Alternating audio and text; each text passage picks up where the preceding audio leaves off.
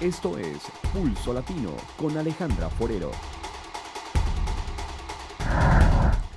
Gracias por continuar en sintonía de Pulso Latino. Para el próximo Green Conference que se estará realizando en nuestra isla, el mandatario Mike Eyman indicó que empresas medianas y pequeñas deben articular los beneficios que este tipo de plataformas ofrecen para su comercio. El gobierno y todos los que tienen la visión verde de sostenibilidad debieran articular los beneficios mejor de una conferencia como lo es el Green Conference.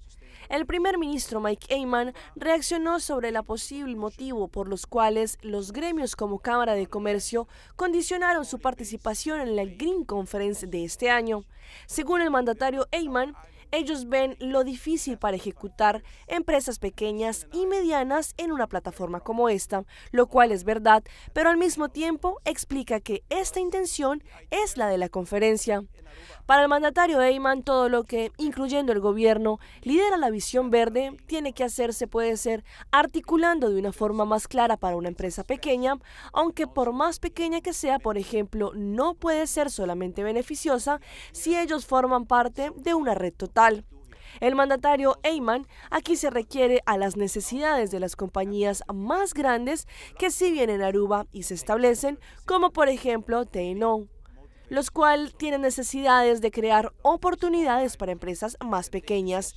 Como tal, de esta forma, empresas pequeñas se podrían beneficiar de las más grandes y también de estos beneficios. Así, los clientes grandes podrían volverse clientes potenciales para un futuro. La organización en pro de los derechos humanos Human Rights Watch denunció que hubo excesiva fuerza policial contra las protestas estudiantiles del pasado mes de septiembre en el Ecuador. La entidad examinó partes policiales, informes médicos, actas de audiencias, así como el informe del Comité Internacional de la Cruz Roja Internacional y criticó el trato que se le dio a los detenidos. A través de un comunicado de prensa, la organización no gubernamental Human Rights Watch señaló que miembros de la Policía Nacional emplearon fuerza excesiva para dispersar manifestaciones mayormente pacíficas en Quito el 17 y 18 de septiembre del 2014. Según la organización, la policía detuvo arbitrariamente y golpeó a los manifestantes. Indica también que una minoría estuvo involucrada en actos de violencia durante enfrentamientos con la policía que dejaron más de 30 uniformados heridos.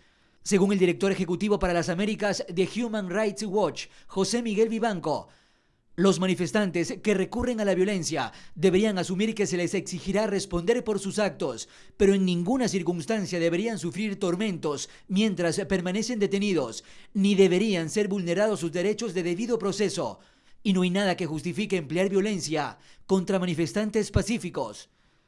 El organismo internacional desarrolló una investigación a fines de septiembre en Ecuador y revisó transcripciones de los testimonios de 19 detenidos ante fiscales, realizó entrevistas a abogados y defensores de derechos humanos.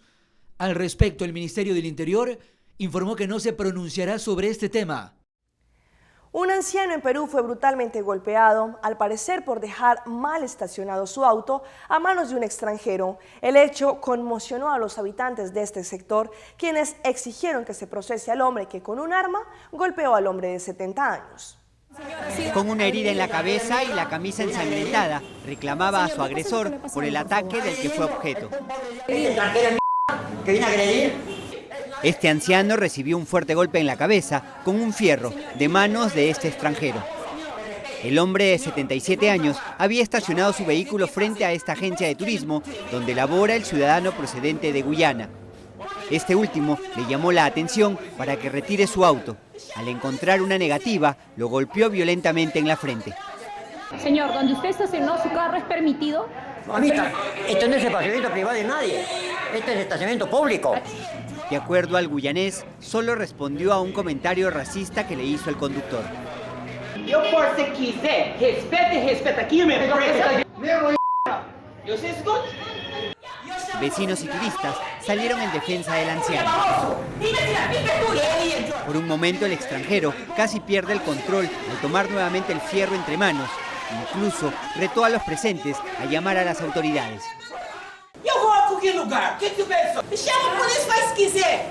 Una de las vecinas indicó que no era la primera vez que actuaba violentamente. A mí también me ha pegado, me agarró un piedrón y me quiso tirar, que todos los jugadores se han metido abajo. Yo no puse denuncia porque hablé con el chico me pidió disculpas por la pasa de eso. Y ahí lo dejé.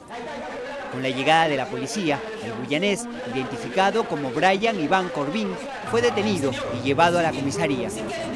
Según se supo, llegó hace 8 meses al Perú y se encontraría como ilegal.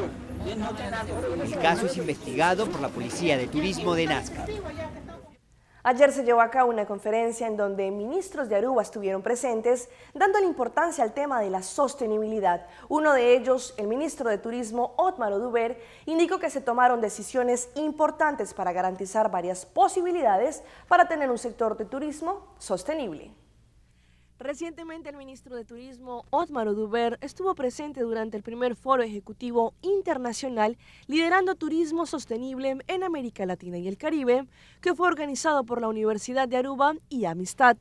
El mandatario indicó que es consciente que el tema de la sostenibilidad y el desarrollo turístico puede ser contradictorio, viendo el hecho que se usa terreno para hacer nuevos hoteles, comida y entretenimiento que conduce a la destrucción de la naturaleza, la ecología y los recursos naturales. El ministro Oduber explicó que como Ministerio de Turismo han tomado decisiones importantes para garantizar las posibilidades que se tienen en un sector sostenible, buscando establecer una oficina de turismo que funciona flexible con independencia financiera. También se trabajó para elevar la calidad de la experiencia física del producto Aruba por medio de los fondos de mejora del producto turístico. Y se estableció el Aruba Certification Program, que es un programa que ayuda a educar y así elevar la calidad del servicio de los que están trabajando en el sector turístico. Un elemento muy importante en el manejo del turismo es para traer cambios en una estrategia del turismo, llevando esto a estrategias de volumen para un valor agregado que poco a poco ha venido dando sus frutos. El turismo sostenible es posible con un buen partnership entre diferentes compañías, educación, gobierno y comunidad en su totalidad, finalizó el mandatario. República Dominicana está de luto tras la muerte del diseñador Oscar de la Renta. Esta mañana el presidente de ese país, Danilo Medina, envió condolencias a los familiares del reconocido diseñador que falleció anoche a la edad de los 82 años. Jessica Hasbun de nuestro canal aliado Noticias SIN tiene los detalles desde Santo Domingo.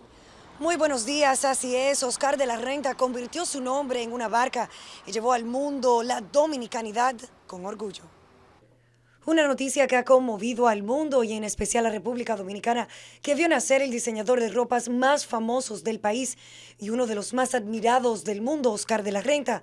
Las pasarelas de Dominicana Moda se enlutaron este lunes con la muerte del reconocido diseñador dominicano que convirtió su nombre en una marca y llevó con orgullo la dominicanidad al mundo.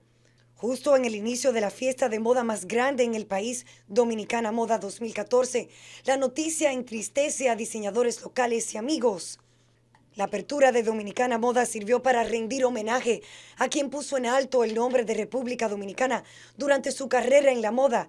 Y por eso el director de Dominicana Moda volverá a someter una propuesta al Senado para ponerle el nombre de Oscar de la Renta a una calle aquí en el país.